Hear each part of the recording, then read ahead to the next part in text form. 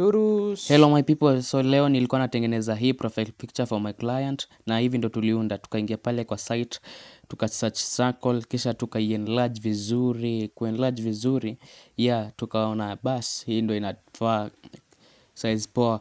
So mtu wangu tuka-change the color into red, vivid red, unacheki hapo hivyo tuki-choose better red, vivid bright, tukapata hiyo vivid red, tukasema bas, hii itakuwa smart for client wetu. Tukajaribu, tukasema acha turudi hapa kwa vivid red. Kisha, after that, tukaingia pale hivyo tena kwa elements. Yes, Tuka search shapes, unaona? Tuka search, kushema, itabidi nimerudi ushago, triangle shape. So, tukapata triangles hapo kwa graphics yaman, tukachagua, tukapata hii triangle ya yellow. But, hatutaki triangle ya yellow, juu background yetu already ni white. So, hiyo triangle yetu tukabidi tumechange into white. Unaona? Tukaeka hapo hivyo chini, then tukai-enlarge vizuri at 0 degrees, hakuna kurotate. Tukai-enlarge, tukasema bas, hii itatosha, itakuwa smart sana for client wetu. Then tukarudi pale kwa elements tena, tuka search shapes, tukachagua circle lingine ya red. Unaona, tukai-enlarge, tukai-change to black, ndo imatch vizuri sana. So unaona after ku-enlarge, hivyo ndo imekaa. So after that tukarudi bla bla bla, tukaingia tena pale hivyo kwa, tukarudi pale hivyo tena kwa elements. Kwa elements tuka search hapo kwa frames, tukachagua frames ya circle, tukajaribu kufit in, tukafit in hivyo, yes, chubulu ikatosha vizuri, but hii kitu haikuwa inatufurahisha. Unaona vile inakaa haitufurahishi, tukadelete. Tukabaki nayo, tukarudi tena kwa element, tuka search frames. Frames ndo hizi zikaletwa, but tukaangalia, tukaona yenye inatufaa iko huku chini, tukascroll, tukaona bas, hiki itatufurahisha, tukachukua hiyo. Then tukaileta kwa nini yetu, kwa design yetu, tukai-rotate for at 180 degrees.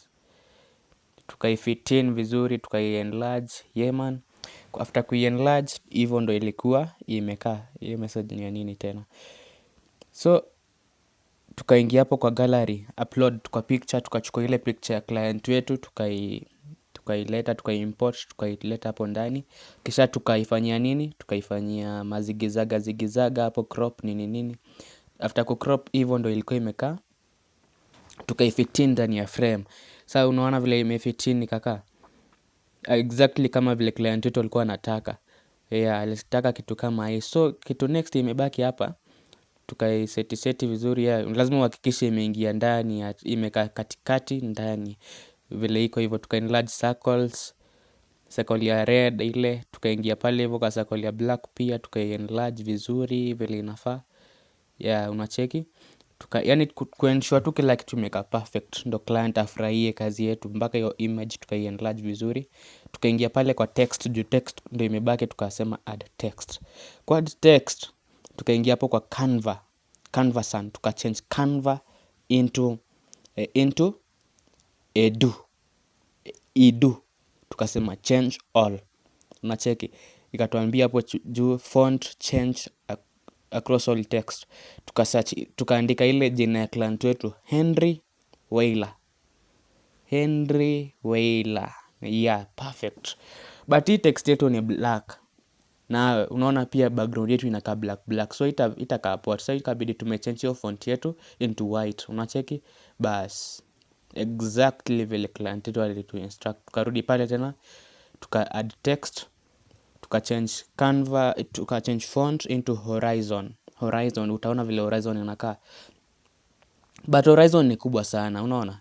So tuka-change, tukaandika School of Model. But unaona vile ni kubwa? Haiwezi toshea hapo juu. So unaona vile ni kubwa sana, haiwezi toshea hapo juu. So kuna kitu tulifanya, tuna reduce size ya font. Unaona font size tuna reduce into a normal size.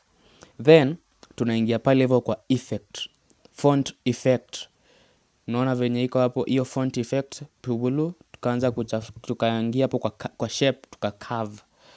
Tuka-curve na tuka-enlarge. Then tukai-move hapo juu.